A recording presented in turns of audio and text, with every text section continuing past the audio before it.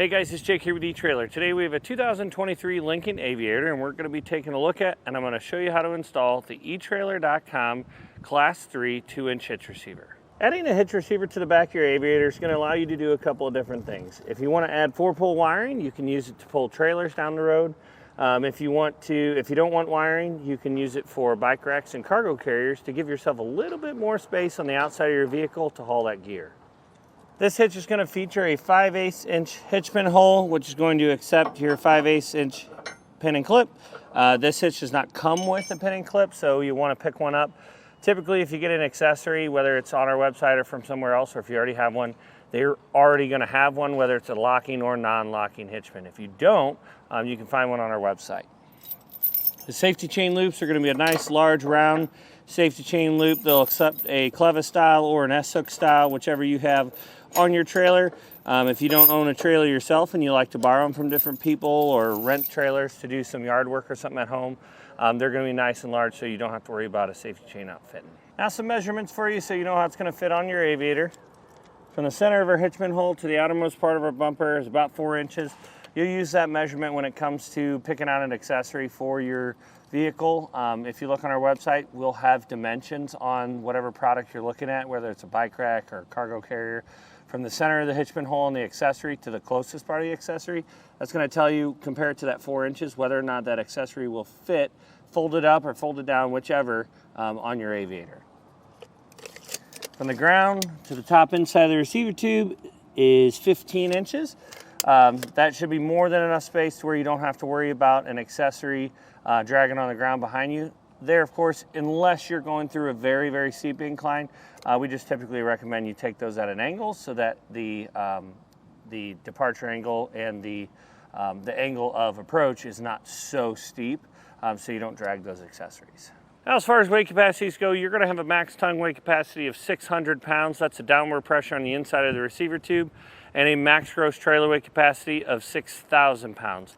That is the trailer plus the load included, so you want to make sure that you factor that into your weight. You will want to compare the weight capacities of this hitch to that of your vehicle and your submodel so that you are being sure that you're being safe and taking care of the vehicle and the hitch. You want to go with the lowest number between those two components. This hitch is not going to be rated for weight distribution, so you want to be sure to not use it with a weight distribution system if you're towing a small car trailer or a smaller camper that you're wanting to help eliminate sway. We do have other solutions for rear suspension enhancement that you can add to this if that's part of your issue. But if sway is your real issue, we have some things you can add to your trailer in order to help out with that. One last thing I want to point out about this hitch is that the paint job is going to be a triple carbide black powder coat finish. It's a matte black finish. I think it looks really, really good on the back of our Aviator. It matches our plastics perfectly. If this was a gloss black, I'd say go with maybe the Kurt model so that you can match the gloss paint that Kurt puts on their hitches to the plastics on it. But since it's that normal dull plastic, I'd go with that eTrailer hitch all day long. That paint is very, very strong and you shouldn't have to worry about it chipping off in the future. When it comes to getting this hitch installed, I would say it's time consuming. It's not necessarily difficult. It's definitely one you could do at your house. I would recommend if you have a set of wheel ramps or somebody you know has a set of wheel ramps, you can borrow those, get the back of the car up in the air a little bit more. It'll give you a lot more space to be able to work. But with that being said, let's go ahead and show you how we did it. To begin our installation, we're going to need to take a 10mm socket and remove the bolt that's holding our exhaust hanger on. We'll have one of them on each side. It's up here. It's very, very difficult to see. You may end up having to break them loose with a manual ratchet.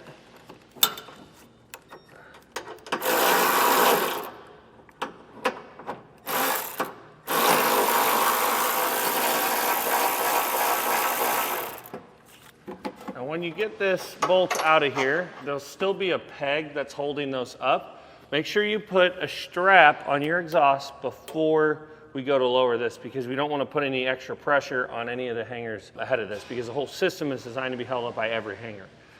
We got our strap on, so we'll take this, rotate it around. Now the end one is free hanging. We'll do the other side, which I've already done, and then we'll move up to remove these two so we can really lower that exhaust to get it out of our way.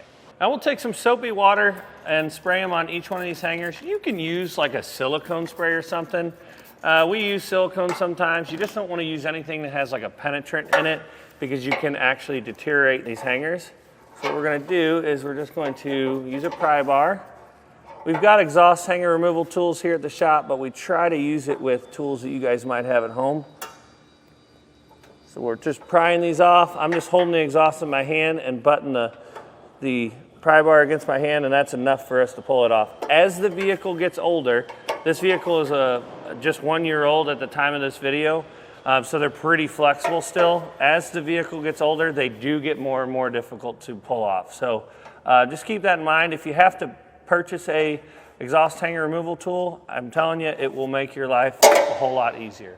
Now that we've got that hanger off, or both of those off, we can take our cam buckle strap, and this is why I like using these, because you just press a button and it'll slowly loosen it and lower your exhaust for you. On both sides of our vehicle, we're gonna have these heat shields we have to take down because we need to trim them, and then we'll put them back up. We'll start with the 4 10mm nuts that are on each one of them.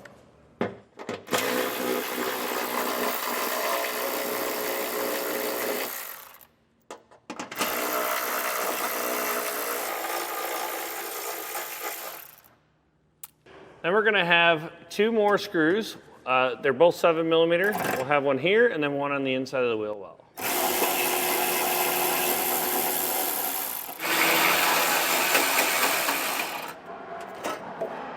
Now we can pull our heat shields down. We've got these little tabs on here that we'll want to kind of bite onto the pegs. Just pull them right through it.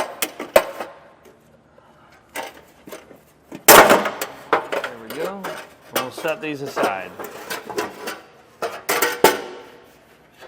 For our heat shields, we're going to need to trim 2 different parts out of each one of them. This is going to be our right heat shield that you can see here indented in. It looks, the shape of it's like this. We have this hole as reference. Right above it, we're going to have to drill a 2-inch hole, and then they'll tell you to cut a square out. It's much easier just to use a hole saw. For this one, it says about a 1/2 inch wide. I'm going more like 1 inch wide, so that way it's more guaranteed to fit up there. And then you want to go down to the bottom of wherever your hole's going to end up. We'll take our hole saw and just pop our hole in our heat shield.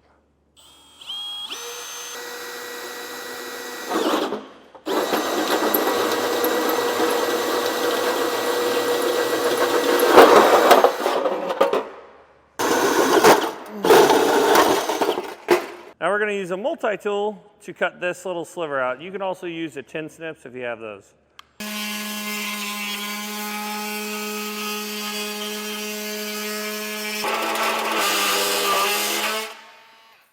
Remove these rivets that are down here. We get some new ones that come in our kit, so we don't have to worry about trying to save these or trying to work without them or with them in place. We're going to take a 1/4 inch drill bit. We're going to drill out the center of these rivets, and then they should pop right out.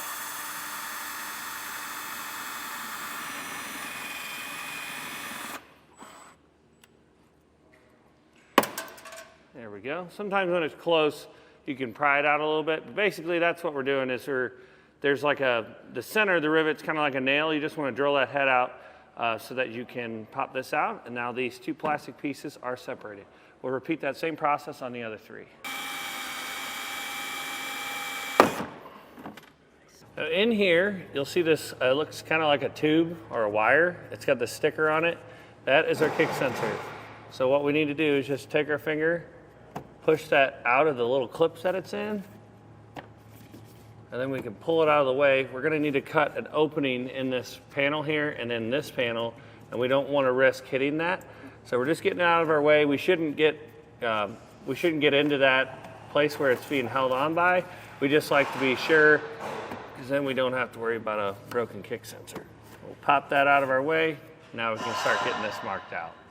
Take a multi-tool. We've got our area marked out. You just want to use your instructions in order to get that marked out. And the dimensions and all that stuff. Basically, it's going to be on the inside of these holes, 3.5 inches and then 4.5 inches deep.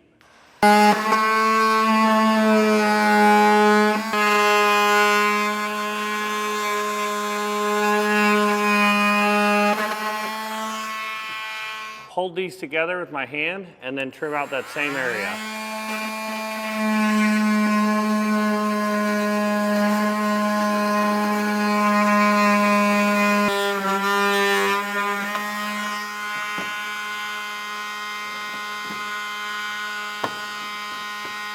I'm gonna come back with a razor blade and just shave off all of this melted plastic and just clean it up real nice. Now we can take our kick sensor and put it back in place.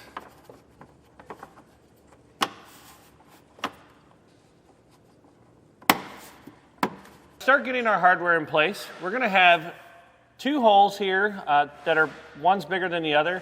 You can see here we've already got one of our bolts run. All you need to do is take that coil end of that fish wire, fish it up through this hole, pull it out of this hole, thread on or put your spacer block on, then your bolt. You'll pull both of those back through, pull it down through that hole. When it comes to this one, we're just going to reverse fish wire, which basically means we're gonna put the hardware on it first. We'll put the bolt up in there first, then follow it with the spacer block, and then we'll pull it down through the hole. And it's really that easy. For this one here, we took that factory bolt out. We're gonna be using a new hex bolt that you get in your kit. We can take our trimmed heat shields. We're gonna rotate those up into place. These two holes here, the one that was already drilled, that big one, and then the one we just drilled, that's where those two fish wires are gonna feed down through. So don't forget to do that. If you get it smashed up in there, it might be a little bit more difficult.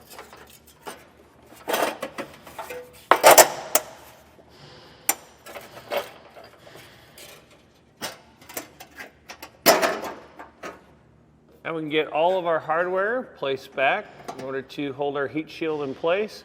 The only nut that we're not putting back, and we just know this from experience from having done a few of these vehicles in the past, is this one right here. We're not gonna put this nut back because they have a drilled hole in the hitch open for this stud to pass through, and that nut usually gets in the way. So we're just gonna leave it off.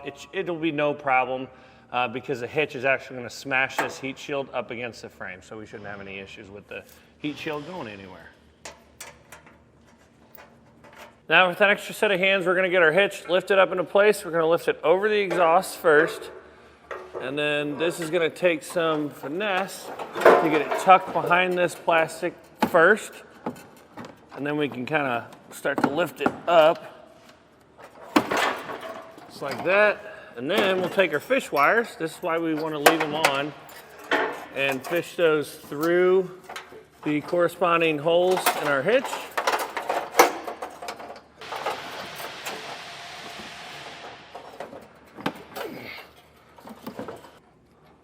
Now we're going to follow each one of these bolts up that we drop down with a flange nut.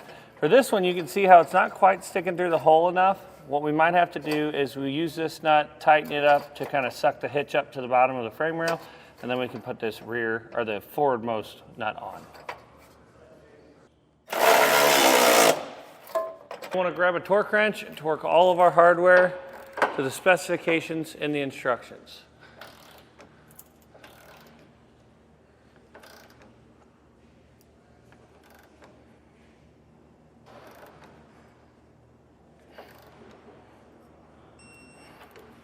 Now that we've got everything tightened and torqued on our hitch, we can go back through and put our vehicle back to the way it was from the factory. You're going to need to get a plastic rivet gun. We've got them on our website, or you usually can rent one pretty cheap from your local auto parts store just to get these 4 rivets put back in place. They're not hard to use. It's just like a normal rivet gun. You take the plastic rivets that come in your kit, you slide it into the end. This is where the pin comes out. So you'll slide it in just like that. Line up these 2 holes, pinch, and then pinch one more time, and it should break it off, and that'll hold those 2 plastic pieces together. Now we're just going to do the same to the other 3. Once you got your rivets in place, that's going to do it for the installation. Hopefully this video helped you decide whether or not the etrailer.com 2-inch hitch receiver is right for you in your 2023 Lincoln Aviator.